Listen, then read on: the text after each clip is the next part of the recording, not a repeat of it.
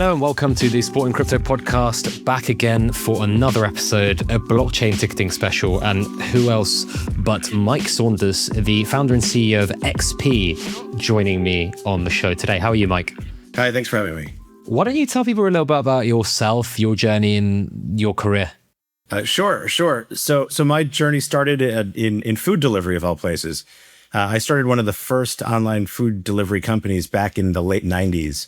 It was called campusfood.com because the only people with high-speed internet back then were in college.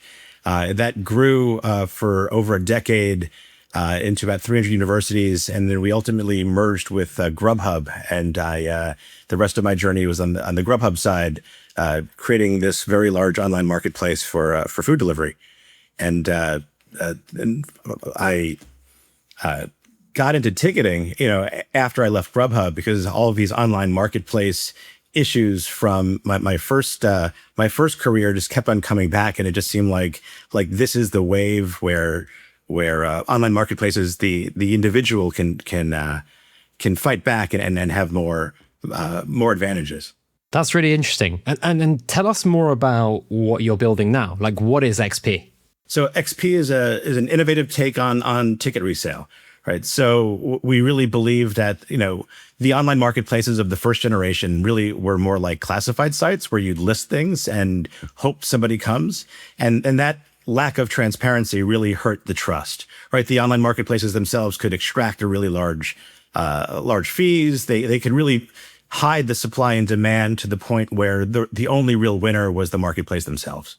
Can you explain to the audience what exactly are you folks doing on-chain versus off-chain? Sure. So we're letting basically strangers trade safely with each other. And so for that to happen, so much of the online marketplace world has kind of exited to Discord and Reddit and Facebook Marketplace.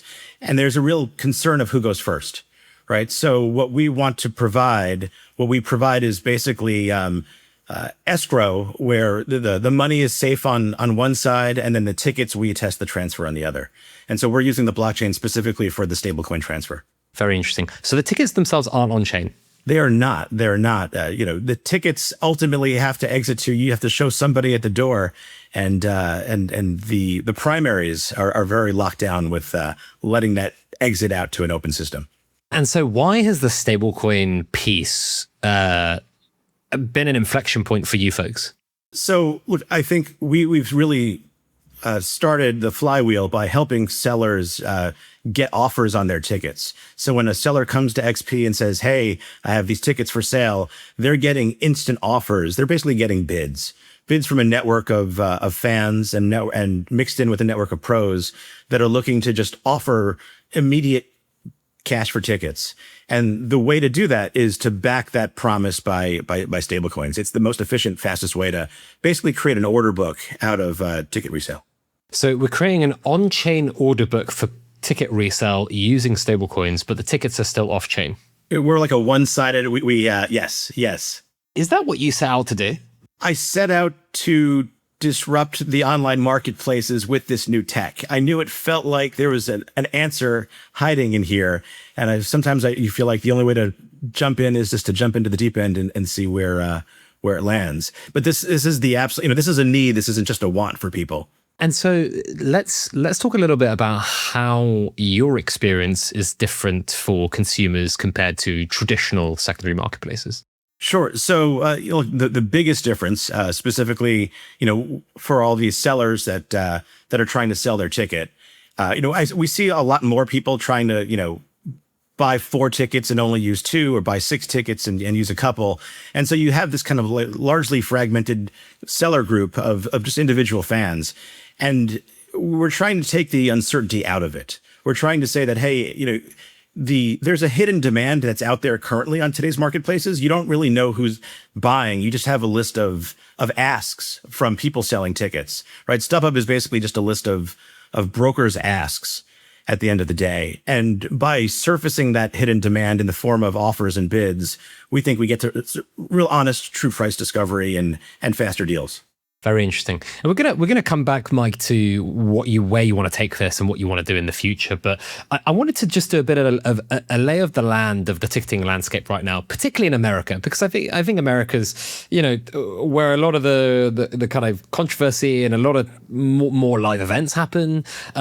We've currently got like a couple of big lawsuits happening. So StubHub's CEO has the Texas AG, Consumer Protection BC, and 2 class action lawsuits investigating against him because he basically was trading or scalping his own customers via StubHub, allegedly. I'll say for the record.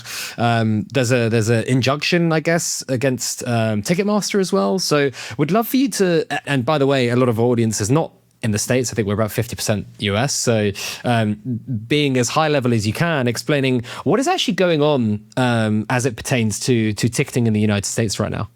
Sure. Look, so on the primary side with Ticketmaster, tickets have never been hotter. Live events have never been hotter. We're seeing it everywhere.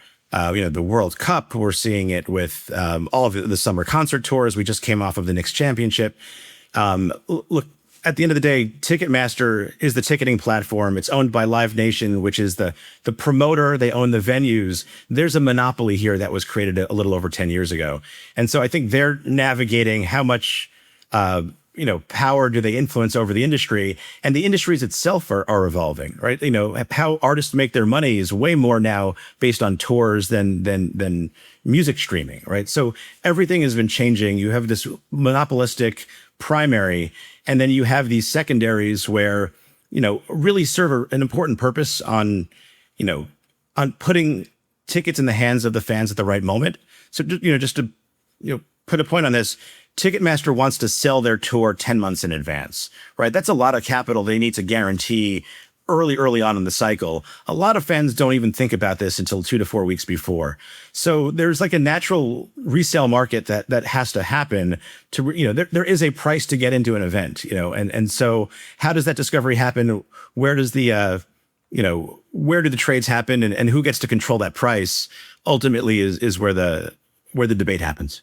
Right now on the blockchain ticketing side of things, right, there is this idea that eventually people want to, like with other real world assets, get things on chain, right? With tickets, I think that's a bit more difficult, right? Because these are things that require utility, right? It's not like putting gold or real estate or a fund on chain. These things need to be used. They need to be scanned. They need to be backward compatible. And so as I see it, and Mike, maybe step in if you think there's another vantage view here. But there's, what was done at FIFA with the right to buy tickets, where you bought a on-chain token that gave you a right to buy or right to raffle tickets, which is an interesting one, which I guess protects against bots, because bots won't want something that is like negative EV in a kind of randomized way. But they were also then dinged by some of the Swiss regulators that thought this could be akin to gambling or break some gambling laws. You then have people that are trying to tokenize the secondary, which is, I guess, kind of similar to what you're doing, but maybe having a digital twin of the ticket on chain and kind of doing what you would do with like a traditional RWA. And then there's also people, trying to go all the way, which I think is much more difficult. And I don't really understand how exactly you do that, because again, how do you solve the backwards compatibility? It's not as much of a technical challenge as much as it's an everything challenge, and to really attack these industries, these incumbent industries. The way I see it, blockchain allows for the transfer of value. I think that was what's so exciting about, me getting into blockchain. I don't know if I mentioned, we got into this earlier on. We won a Solana hackathon. We won the consumer track of the Solana Grizzly-thon a couple of years ago. We're just really trying to encode value into NFTs to make them tradable. And that was the aha moment as well, where these industries bridge. I think the minute you can transfer value on, easily with strangers, if you squint, it looks like gambling. If you squint, it looks like a lot of these other things where new primitives have to open up to allow people to trade safely. And so, I think for me, this is such a large industry. The players are billion-dollar players, and they have every incentive to keep innovators out. And I think the secondary wedge feels like the most obvious, fragmented, open wedge to kind of kickstart the flywheel.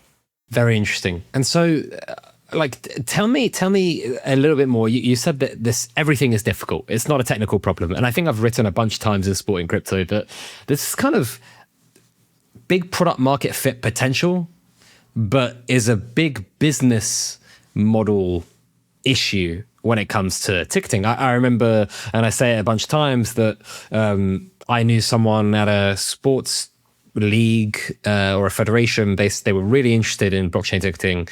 And they said, I nearly got this through, but then our chief commercial officer was like, how are you going to replace the $8 million that we get a year from Live Nation?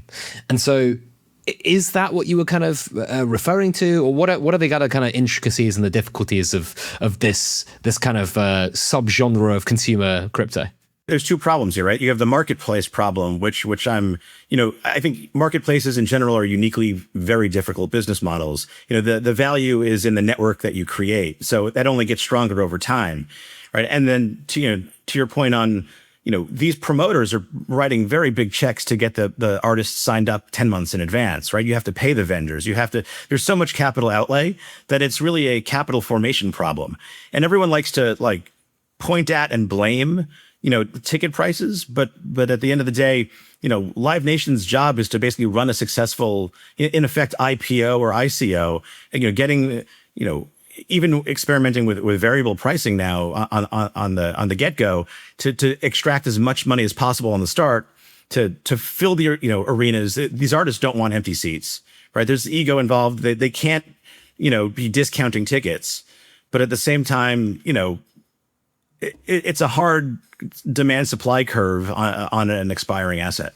What are some of the things that you folks have done that has solved some of the pain points in the traditional industry? So look, I think right now a lot of fans would go to more shows if they thought, hey, if I can't go, I can sell quickly. Or there's this kind of fear of there's a bit of a greed and fear. Oh, I have these great tickets. Hey, maybe it's worth more. Or I have these great tickets. Oh, I'm 3 days out and it can go to zero.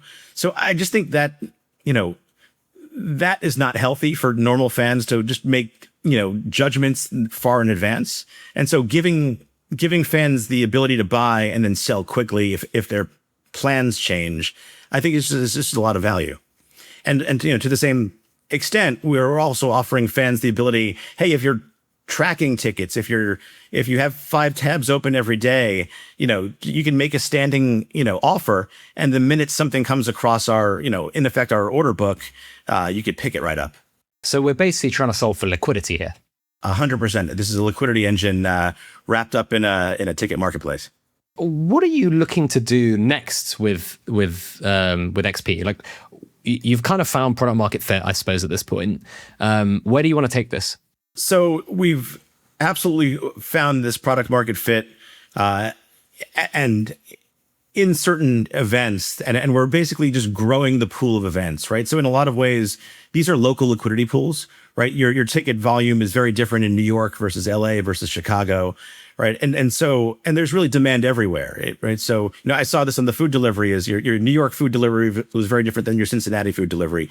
You need a different supply, different demand. Local makes things harder.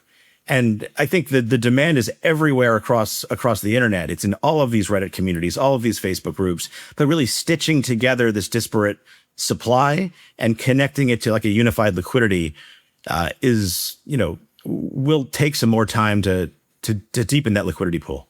And so you kind of have this this obviously kind of compounding effect where the more people are involved, the more liquidity there is. What are the different subtypes of customers that are involved in the order books? And have you also had any interest from kind of more institutional players? If you're able to kind of commoditize and financialize from a liquidity perspective and have actual, order books, has there been interest across the spectrum beyond just pure consumers, or are you just trying to solve the issue for consumers?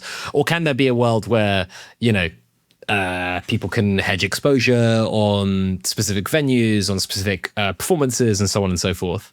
I think the end state of this, you should be able to hedge anything, right? The end state, maybe there's a Kalshi bet on, will this performer cancel their tour as basically cancellation insurance that's priced in by the market.